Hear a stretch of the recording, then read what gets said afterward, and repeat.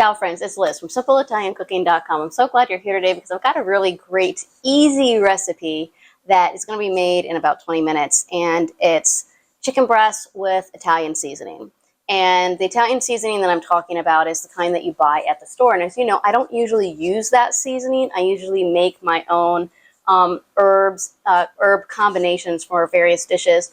But this is something that I think a lot of people have a can or a little jar of Italian seasoning store-bought, and they want to know, how do you use it with chicken so that it tastes really good? And I'm going to show you my own recipe that I've created, and I'm going to go through and tell you what ingredients you need for this recipe, and a little step at the end that I really like. I think it really takes this recipe to a higher level than just slapping on some seasoning and throwing it in the oven or in the frying pan. Okay, so the first thing you're going to need is some chicken breasts that we're going to slice in half, and then we're going to need some olive oil and some butter. Now we're going to do this over the stove. You can bake it as well, but I'm doing it over the stove in a big saute frying pan with high size. That's my Cuisinart. I use it all the time. I love it. And so we're going to do a little bit of a butter and olive oil mixture, which I really like. You need some salt and pepper because we're just going to use that for a little bit of the seasoning of the chicken breast. And then you're going to need, of course, the seasoning itself, the Italian seasoning.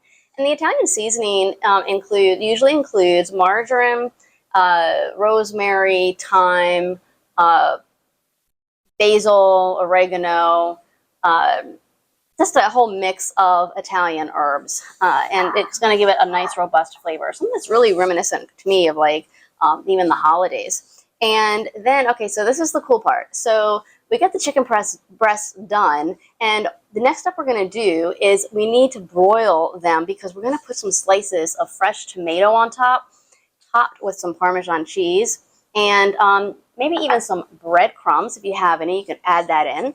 And drizzle it with olive oil, and we broil it, and it's ready. So then I take you through the steps. You can follow along with me in your own home, or you can just listen and soak it all in. So the first thing we're going to do is we're going to broil this, and we're going to put this on broil, but have the rack in the middle. You want it about 6 inches down from the broiler. And I think that's good right there. I'm going to put this on broil and start. So the ideal thing is if you're cooking it all in a pan and it all fits at once, choose a saute pan that you can put in the oven. If not, that's okay. Just keep the chicken breasts off to the side and then put them into maybe a baking dish that you can then just put under the broiler, like a cookie sheet type thing. Okay, so let's go ahead and get started. So talking about the chicken breast, so here is one that I have that is already cut. Now you can see the difference in thickness. I don't want to use this big thick one and just throw it in there. You really have to at least cut it in half. You don't want it more than a ½ inch thick. Otherwise it's just going to be too much. So cut your chicken breasts as you see fit. You know, you might be able to get like this one. I can probably actually get 3 chicken breasts out of here. And I tend to like mine a little bit on the thinner, not like a chicken cutlet. That's really thin, and we're not going to pound it either. We don't need to pound it. We're not doing cutlets. Okay, so this end is really thick. And I am just going to cut this down half. And it's a lot easier to cut when they're not all 100% thawed like mine are right now.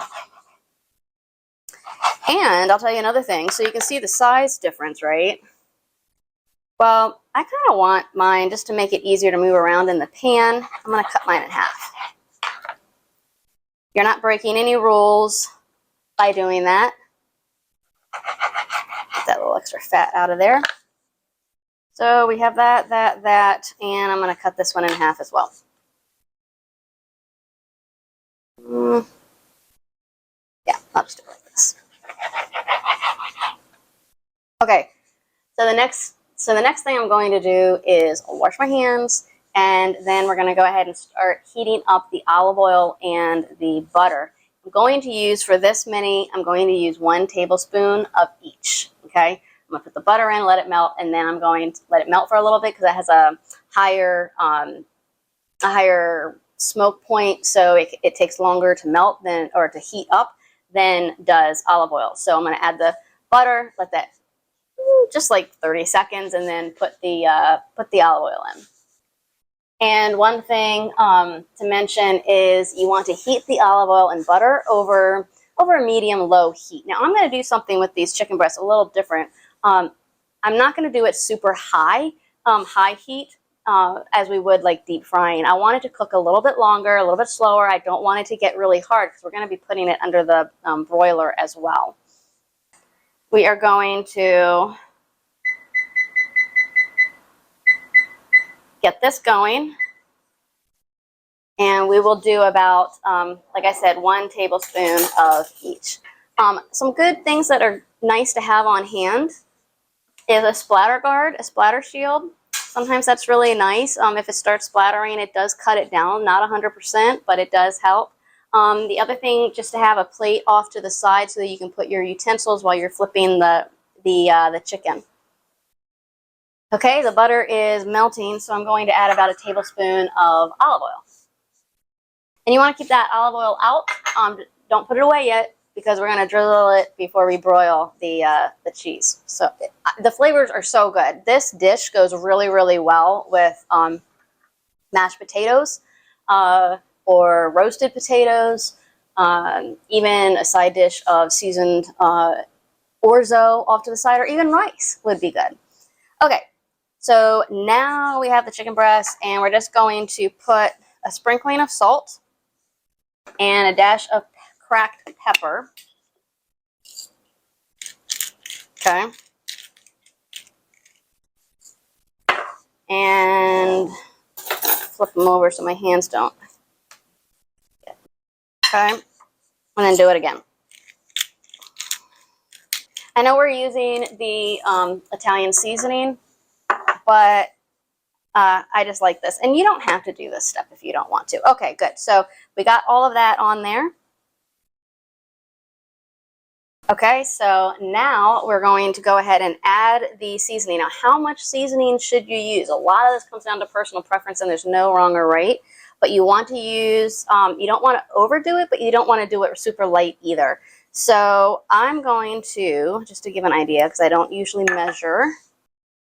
So we're just going to sprinkle it. Try and get it evenly as much as possible. So that was about 1 teaspoon there. And you want to rub it into the chicken. Give it a good rub. Flip them over. And do it again. Rub it into the skin.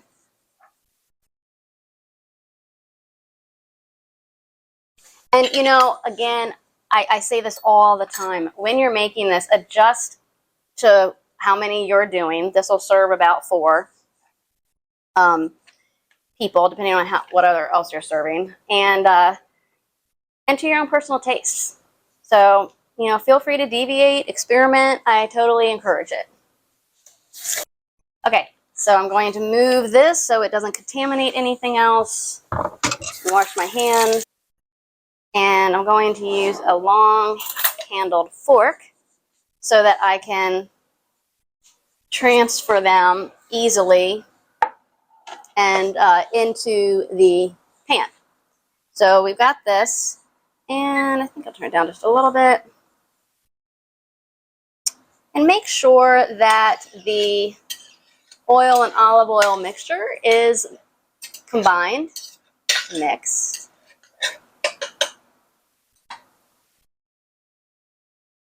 And we're going to put this for about we're going to start at 3 minutes. Now, keep in mind that depending on how thick yours is versus how thick mine is, how your stove operates may be different than mine. So what I'm looking for is that it is a little more than halfway done on the first side before I flip it over.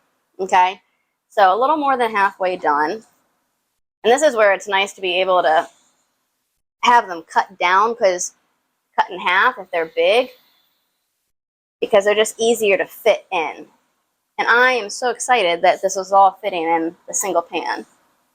This is a 5.5 quart Cuisinart saucepan, made in France.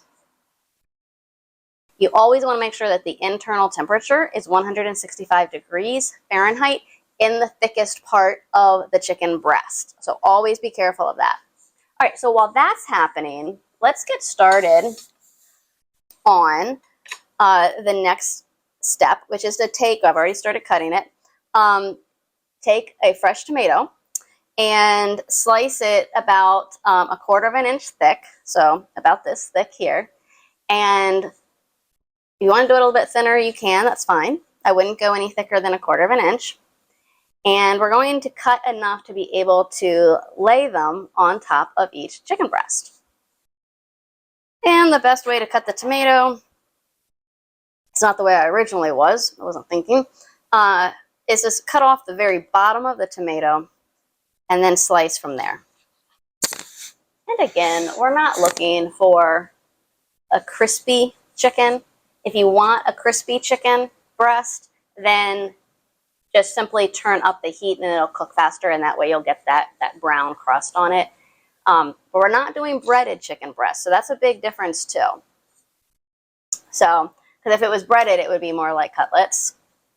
But this, we're kind of mimicking baking it. If you want to bake it, I would do it probably at 350 for about 20 minutes, and then flip them and then cook them for another 5 or 10, and then broil them with the tomatoes on. So that's what I would do.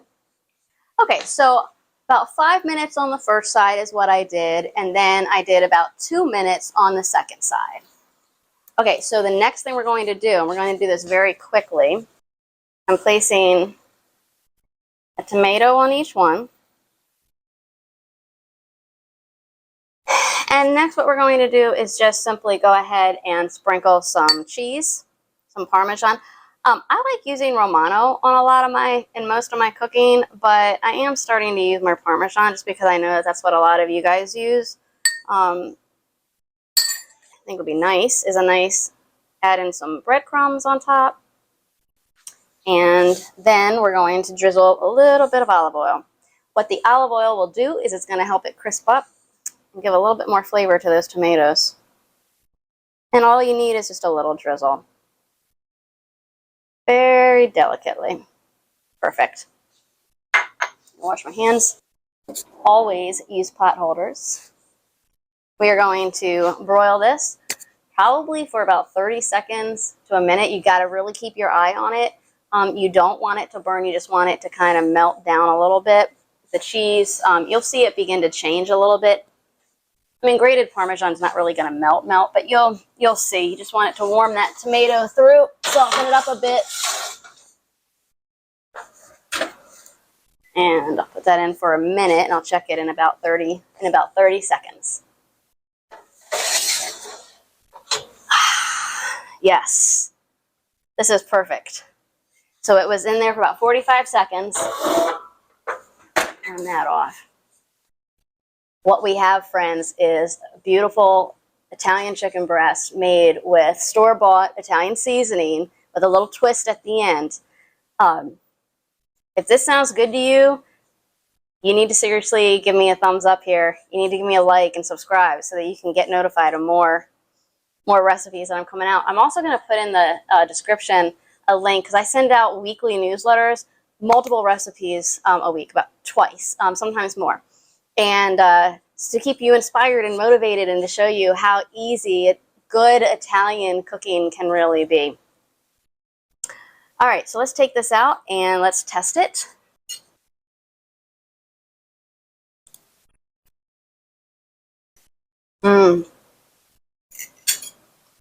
So what I really like about this recipe is the tomatoes, because the tomatoes really take it up a level. It takes it up a notch. Really, really like that. And with the Parmesan cheese on top, you know, you can get really creative with this.